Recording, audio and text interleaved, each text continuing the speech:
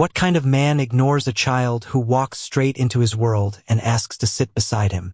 The answer, on that night in Chicago's Gold Coast, was a man who owned half the city but had forgotten how to see anything smaller than power. Daniel Kong sat at the center of a private dining room inside one of the most exclusive steakhouses in the city. The kind of place where a single ribeye cost $280 and the wine list read like a ledger of quiet wealth.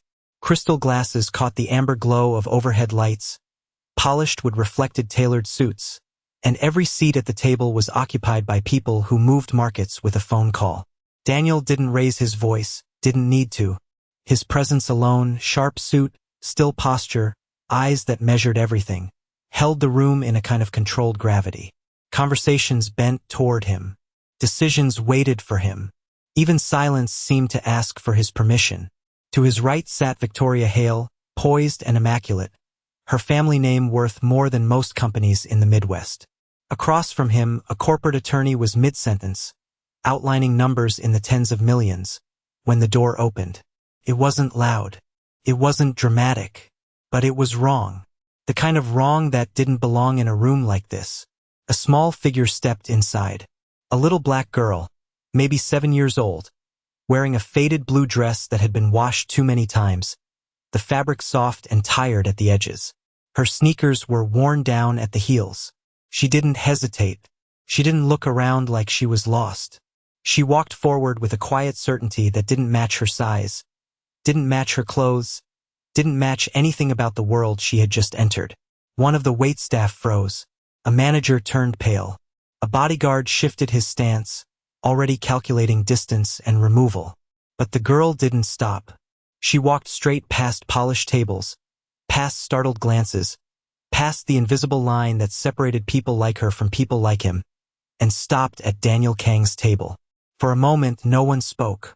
The attorney's voice died mid-number. A glass clinked softly against a plate. Even the music from the dining room beyond seemed to fade. Daniel didn't look up right away. He adjusted his cuff, eyes still on the document in front of him, as if the interruption would correct itself, as if someone else would handle it. That was how his world worked. Problems didn't linger. They disappeared. Then came the voice. Small, clear, unshaken. "Can I sit with you?" It wasn't loud, but it landed heavier than anything said in that room all night. Daniel's pen stopped, just for a fraction of a second. Not enough for most people to notice, but enough for something deep, buried, uninvited to shift. Around them, the room tightened. A bodyguard stepped forward. The manager rushed in, already apologizing under his breath. Victoria's expression hardened, her fingers tightening around her glass. This wasn't just an interruption. It was a breach, a violation of order, of status, of everything that kept worlds like this separate. Daniel finally looked up, and in that first glance he didn't see a child.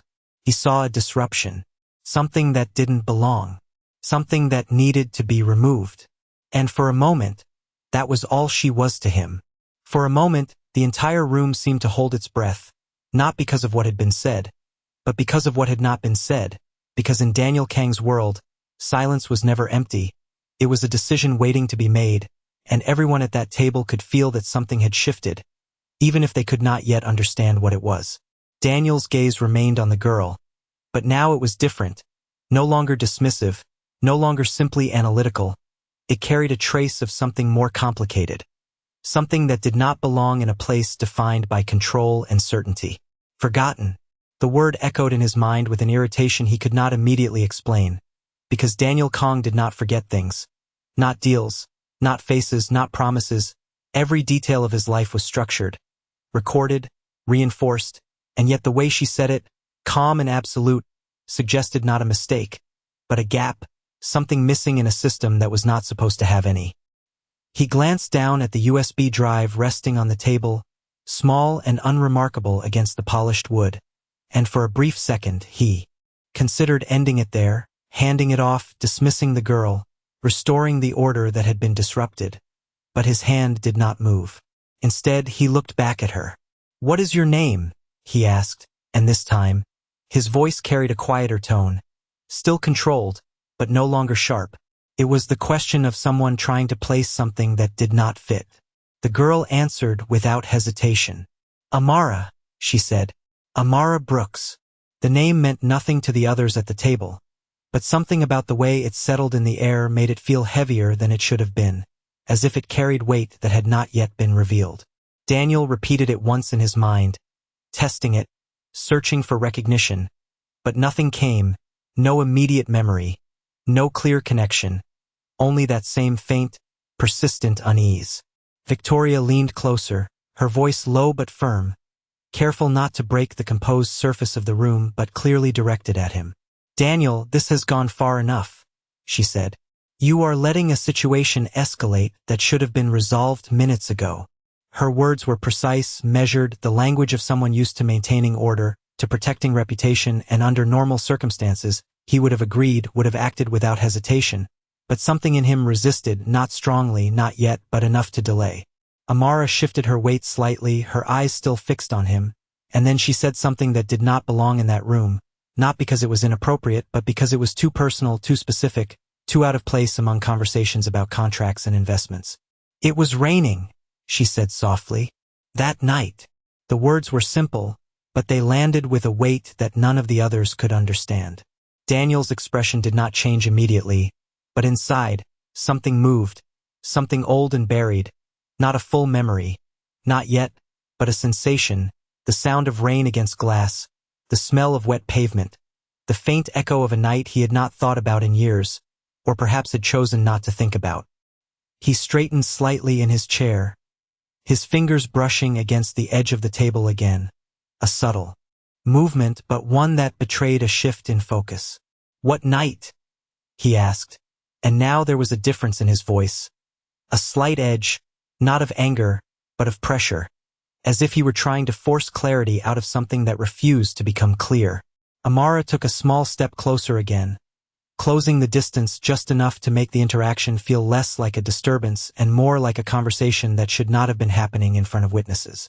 You said you would come back after the rain stopped, she replied. But you did not. The room did not understand the meaning of the words, but it understood the effect. Daniel Kong, who negotiated $1 billion deals without hesitation, who made decisions that shaped entire companies, who never showed uncertainty in front of others, went still in a way that was different from before, not controlled stillness, but something closer to being caught between two versions of himself, one that dismissed and one that remembered. And for the first time that night, the possibility that this was not just an interruption, not just a mistake, but something real, something personal, began to take shape in a way he could no longer ignore. The memory did not arrive all at once, it never did, not for someone like Daniel Kong, whose past was not a collection of moments but a series of calculated decisions, each one filed away, categorized, controlled, but this one did not behave that way. This one came in fragments, in sensations, in something less precise and far more dangerous, because it could not be controlled. The sound of rain. The reflection of neon lights on wet pavement. A woman standing under the dim overhang of a building, her shoulders tense, her eyes guarded but not afraid. Daniel's jaw tightened slightly, the first visible sign that something inside him had shifted beyond his immediate control. Around him, the room was no longer pretending. The tension was no longer hidden behind polite expressions or forced indifference. Every person at that table was watching now, not openly but enough because they could sense that whatever was happening had moved beyond a simple interruption and into something far more unpredictable. Victoria leaned back slightly, her posture still composed but her eyes sharper now, no longer simply irritated but assessing, recalculating. Daniel, she said again, quieter this time, but with more weight. You are allowing this to become something it is not. Her words were not just a warning, they were a boundary, a reminder of what this room represented, of what he represented, and of what did not belong in either. Daniel did not respond to her immediately. His attention remained on Amara, but his expression hardened again, not because the doubt had disappeared, but because he was pushing against it, forcing it back into something manageable, something he could dismiss. People remember things the way they want to, he said finally, his voice steady, controlled, almost indifferent again. It does not make them true. It was a statement he had used before in negotiations, in disputes, in situations where emotion tried to interfere with fact, and it had always worked because it reestablished the hierarchy of truth, his truth, the one supported by power, by control, by certainty. But Amara did not react the way others did. She did not hesitate. She did not second-guess herself. She simply shook her head, once, small but definite. "She said you would say that too," she replied. There was no challenge in her voice, no accusation, only a quiet acceptance, as if she had been told exactly how he would respond at every step, as if this conversation had already happened somewhere else, and she was just following the path laid out for her. That feeling returned again, stronger now, the unsettling sense that he was not leading this moment, that he was being led through it, and Daniel Kong did not allow himself to be led by anyone. His gaze dropped briefly to the USB drive again, and this time his fingers moved, tapping it lightly against the table once, twice, a small rhythmic motion that betrayed a thought process he did not voice. The manager shifted uneasily. The bodyguard remained still but alert. Victoria's patience thinned further. "This is not appropriate," she said, more firmly now. "You are not obligated to entertain this. Whatever this is, it ends now." Her words were sharper, more direct, no longer wrapped in politeness, and they carried the weight of expectation, not just from her, but from everything she represented, the alliances, the image, the future that had already been planned. Daniel exhaled slowly, a controlled breath, as if resetting himself, as if deciding which version of this moment he would allow to exist. Then he looked at Amara again, and this time, there was something colder in his eyes, not because the doubt was gone, but because he was choosing to reject it. "If your mother wanted something from me," he said, his tone now firm, final, "she should have come herself." The words landed heavier than anything he had said before, not because they were louder, but because they drew a clear line, one that separated responsibility from dismissal, one that placed the burden back where he believed it belonged. Amara's expression changed then, not dramatically, not in a way that drew immediate attention, but enough for him to notice, enough for something inside him to react before he could stop it. It was not anger. It was not fear. It was something quieter, something that did not belong in a child's face. It was understanding. "She tried," Amara said softly, "but she cannot walk very far anymore." And in that moment, the version of reality Daniel had been holding on to began to fracture in a way he could no longer ignore. The words did not echo loudly, but they settled into the space between them with a weight that no one in the room could ignore, because weakness, real weakness, was something that did not belong in Daniel Kang's world, and yet now it stood there, quietly reshaping the moment. "She cannot walk very far anymore." Daniel's gaze sharpened, not with anger, but with something closer to resistance, as if his mind was actively rejecting the implication behind those words, because accepting them would require him to accept something else, something he had already decided was not real. "That is not my concern," he said, his tone controlled, but it no longer carried the same certainty it had just moments ago. It was firmer than before, but also thinner, like something stretched too tight. Amara did not step back. She did not lower her eyes. She simply looked at him, and for the first time, there was a small shift in her expression. Not fear, not sadness, but a kind of quiet patience, as if she had expected this part as well, as if she had been told that this was where he would push back the hardest.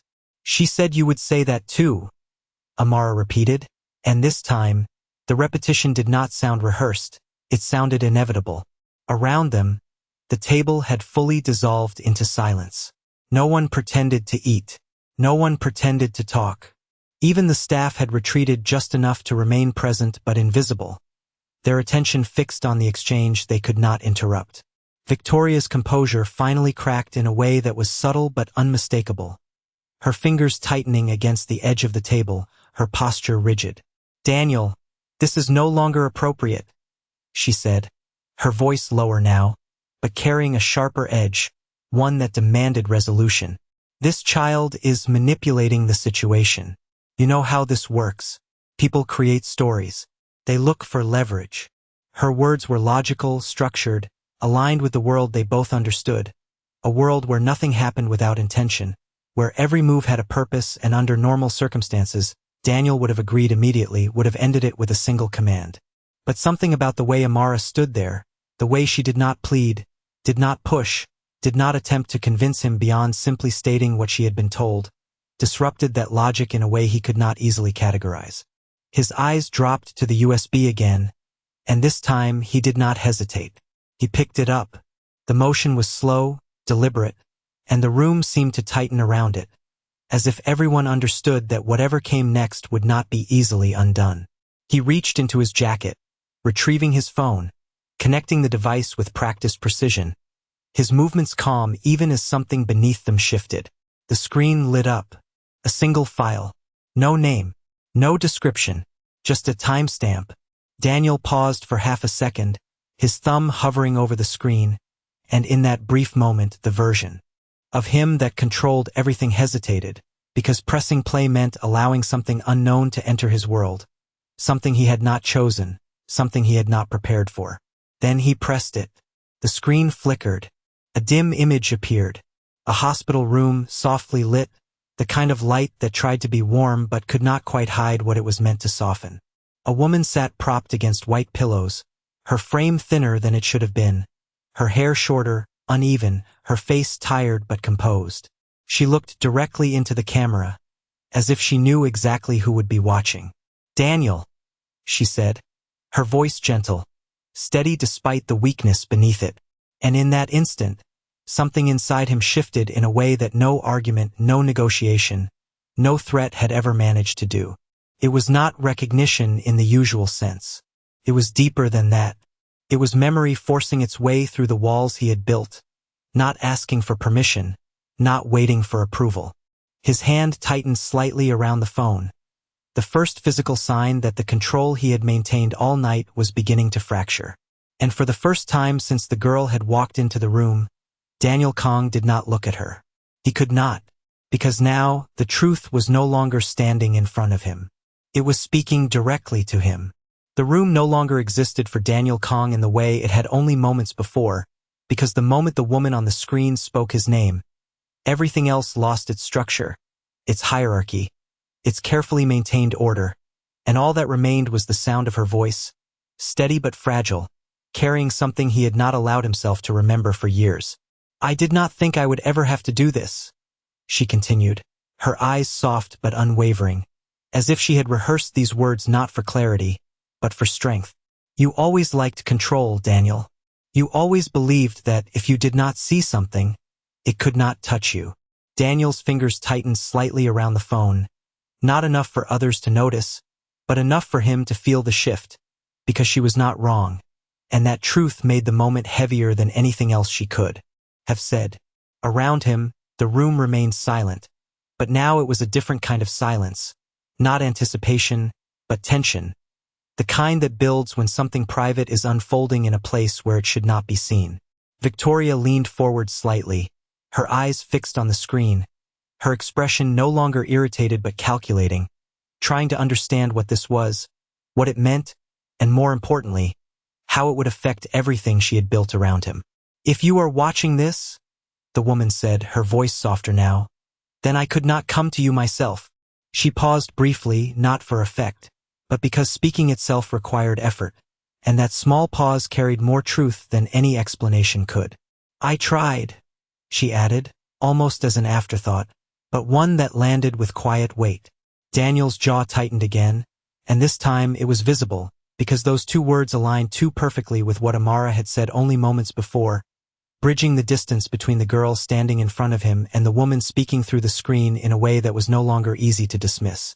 "Her name is Amara," the woman continued, and now, for the first time, there was something else in her voice, something warmer, something that did not belong to regret or explanation, but to love. "She is 7 years old. She likes quiet music, and she always asks questions even when she already knows the answer." As she spoke, Daniel's gaze flickered just for a moment toward the girl and then back to the screen because the details were too specific, too precise, not the kind of thing someone invented for leverage, not the kind of things that belonged in manipulation. "I did not tell you about her," the woman said, and now the weight returned, heavier than before. "Because I knew the world you were building. I knew what you valued. and I knew where someone like me would stand in it. The words were not accusatory. They were factual, and that made them harder to reject. But she deserves more than what I can give her now, she continued, her voice thinning slightly, not breaking, but nearing the edge of what it could sustain. And whether you accept it or not, she is yours. The statement did not rise. It did not demand. It simply existed, placed into the space without decoration, without protection, without anything to soften its impact. Daniel's breathing slowed, not out of calm, but out of focus, because every part of him was now directed toward processing what he was hearing, what he was seeing, what he was remembering. The rain, the night, the promise.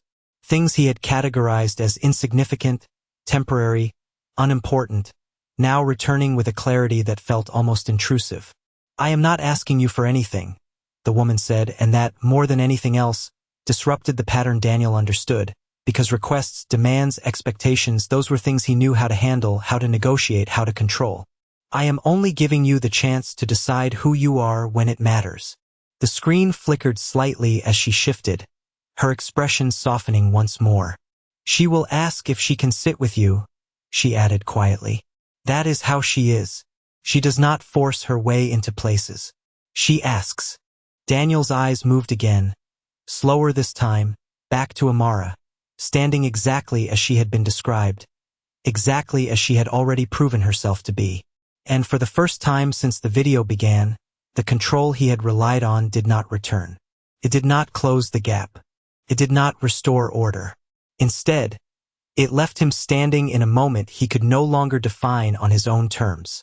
The video did not end with a dramatic pause or a final plea.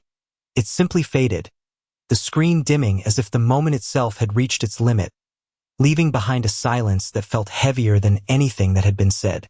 Daniel Kong did not move right away.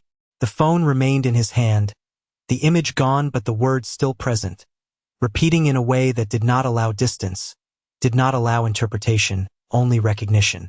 Around him, the room had shifted again, but this time it was no longer just tension, it was uncertainty, because the people who had always understood Daniel Kong as predictable in his control, in his decisions, were now watching a version of him that did not follow the same rules. Victoria was the first to break the silence. This proves nothing, she said, her voice steady, but now carrying urgency beneath it, the kind that came when control was slipping and needed to be re-established quickly. A video can be created. Anyone can say anything. You know this. Her words were directed at him, but also at the room, an attempt to restore the structure that had defined the evening, to bring everything back to something logical, something dismissible. Daniel did not respond immediately. His eyes remained on the phone for a moment longer, then slowly, deliberately, he placed it on the table beside the USB, aligning both objects with a precision that felt almost ritualistic, as if he were trying to contain what they represented within something physical, something manageable. Then he looked up, not at Victoria, not at the others, at Amara. She had not moved, not during the video, not during the silence that followed.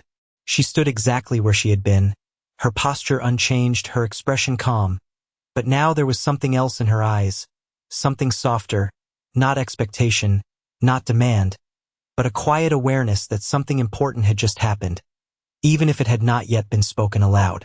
Daniel studied her in a way he had not allowed himself to before, not as an interruption, not as a possibility, but as something real, something that now carried weight he could not dismiss with a single thought. People lie, he said finally, his voice quieter now, but still controlled, still holding on to the last threads of the certainty that had defined him. It was not directed at her. It was directed at the situation, at the idea that what he had just seen could be accepted without question. They create stories when they need something. It was a familiar framework, one he had used countless times, one that had always protected him from being pulled into something he did not choose. But even as he said it, there was a difference. The words did not land with the same authority they once had. They sounded like something he was trying to convince himself of, not something he fully believed. Amara tilted her head slightly, the same small movement he had noticed earlier, the same subtle echo of something he still could not fully place. She said you would think that too, she replied, her voice gentle, Not defensive, not hurt. Simply continuing the pattern that had been set long before she walked into the room. Victoria's patience broke then. Not loudly, not dramatically, but in a way that was sharper, more direct. "This is exactly how manipulation works," she said, turning fully toward Daniel now. "Layered details, emotional hooks, timing. It is designed to make you hesitate." Her words were precise, almost clinical, reducing the moment to something strategic, something engineered, something that could be analyzed and dismissed. "You cannot let this interfere with what we have built." That last sentence carried more than just logic. Carried expectation. It carried the future she had already planned, the alignment of families, of influence, of power. Daniel heard it. He understood it. Under normal circumstances, it would have been enough. But something in him no longer aligned with that certainty. He looked at Amara again. Really looked at her, and this time he noticed something he had not allowed himself to see before. Not just the similarities. Not just the details, but the absence of something. She was not asking for anything. She was not trying to convince him. She was not even trying to stay. She was simply there, holding the space that had been given to her, waiting for him to decide what that space meant. And that absence, that lack of demand, disrupted everything he understood about leverage, about intention, about why someone would come to him at all. "Why are you here?" he asked, and this time the question was different, not about information, not about strategy, but about purpose. Amara did not hesitate. "Because she cannot come," she said softly. "And because she said you should be the one to decide." The words settled between them, simple, direct, impossible to reinterpret. And for the first time that night, Daniel Kong realized that this was no longer about whether the story was true. It was about whether he was willing to find out.